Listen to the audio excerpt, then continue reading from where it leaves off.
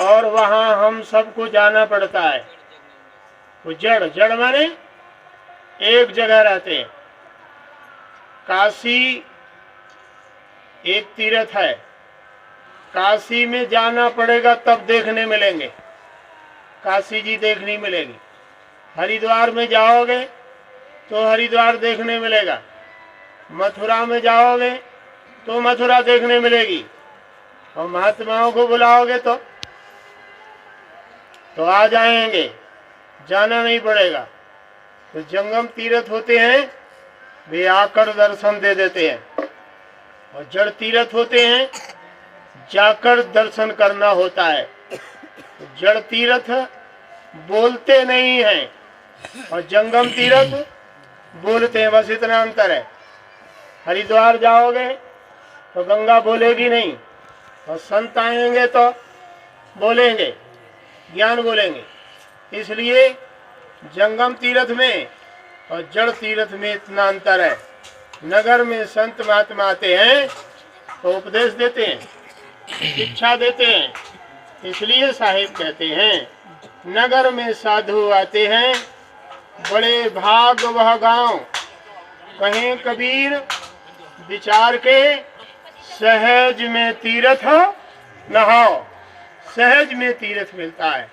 इसलिए सहज में तीर्थ क्यों कि यदि हमारी गलतियां होती हैं तो लोग सोचते हैं कि चलो तीर्थ नहाने जाएंगे तो जरूर कुछ ना कुछ पाप काट आएंगे। तीर्थ में क्या काटेंगे? पाप काट कर आएंगे। तो और पाप काट कर आएंगे तो पाप काटने जाते हैं, और तुम्हारे घर में ही पाप काटने आ जाएं तो अच्छी बात है नहीं है? हाँ, वहां जाते हैं, पाप काटने जाते हैं, और पाप के संग संग जेब भी कट जाती है। कट जाती है नहीं? हाँ हाँ, हर हर गंगे हर हर गंगे, और जेब कट गई तो रह गए नंगे, है नहीं? जड़ तीर्थ में इतना अंतर है। हाँ, गंगा नहाते हुए यदि आपका कोई बैग ले जा रहा हो तो गंगा जी कहेगी कि तुम्हारा बैग चोर ले जा रहा है? कहेगी? नहीं कहेगी। इसलिए जड़ तीर्थ होते हैं, शिक्षा नहीं देते हैं, बोलते नहीं हैं। जंगम तीर्थ होते हैं, संत होते हैं, तुम्हारे दुख सुख की बात पूछेंगे, बताएंगे कि दुख का निवारण कैसे होगा, तुम्हारा पाप कटेगा कैसे। पाप कटने के लिए हम गए तीर्थों में, लेकिन पाप एक भी नहीं कटा। कैसे नहीं कटा? क्योंकि उन्होंने शिक्षा नहीं दिया। मछली खाते हो, गंगा नहा कर रहे। क्यों? कि अगर कोई बच्चा कॉलेज में जाकर इमला लिखता है तो इमला लिखकर अगर वह टीचर से चेक ना कराए और अपनी बुक जो है नोटबुक बैग में रख लेवे तो उसमें गलती होगी, क्योंकि टीचर से चेक नहीं कराया। अब वो टीचर से चेक कराता है, तब उसमें क्लियर होता है कि कितनी गलतियां हैं और कितनी नहीं है। वैसे रख लेगा तो ऐसे लगेगा कि हमने सब सही लिखा है?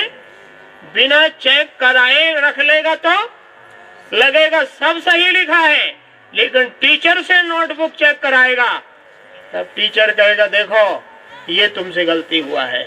नहीं? हाँ, ऐसे ही बिना संतों के पास आए,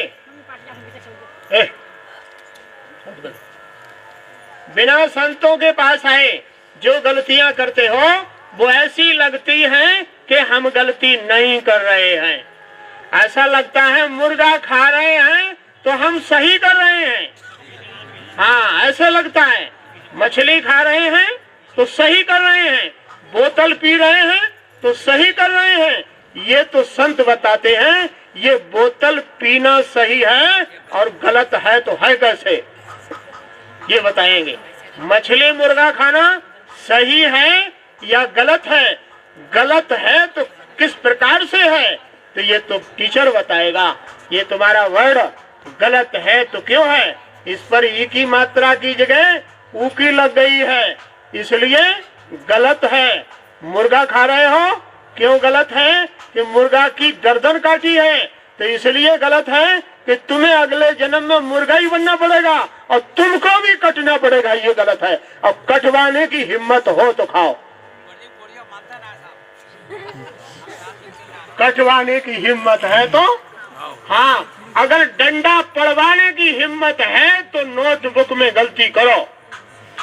क्यों? हाँ, अगर टीचर से पिटना ही चाहते हो तो गलतियां मत सुधारो, और टीचर से पिटना नहीं चाहते हो तो गलतियां सुधारो। एक कबीर साहब शिक्षा देते हैं, इसलिए ये शिक्षा कौन देंगे? ये संत देते हैं। तो साहिब कहते हैं, तीर्थ गए एक फल, संत मिले फल चार, और साहिब मिल जाए तो अनेक फल, कहे कबीर। ये साहिब शिक्षा देते हैं।